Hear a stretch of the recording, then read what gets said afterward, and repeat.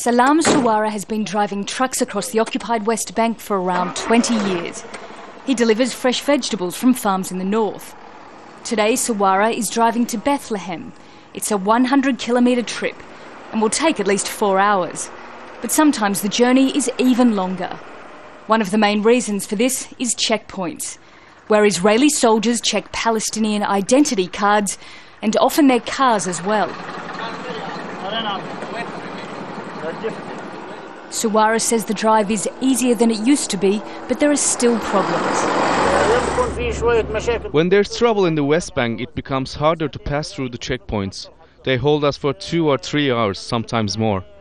From 2001 to 2007, we used to sleep for 2 or 3 days at the checkpoint so we could pass.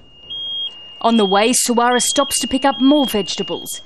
He says he'd prefer to take a different road through the West Bank, which would make his trip shorter. But that would mean driving past settlements.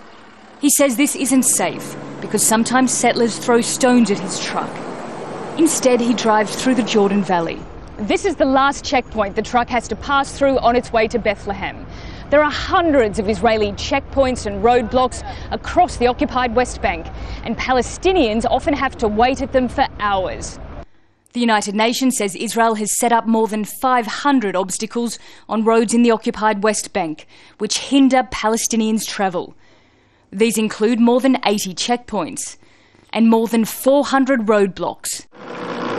The last part of the journey from near Ramallah to Bethlehem is on this bypass road. Palestinians have to go this way because Israel's separation wall and system of permits does not allow them to travel through Jerusalem, which is the quickest route. So instead, drivers use this narrow and steep road which winds through the valley. It would be better if they removed the checkpoints. If we didn't have to take the bypass road, we could go to Jerusalem and then Bethlehem. It could save us 2 hours and lots of effort. Salam Suwara says he can never guarantee how long his road trip will take.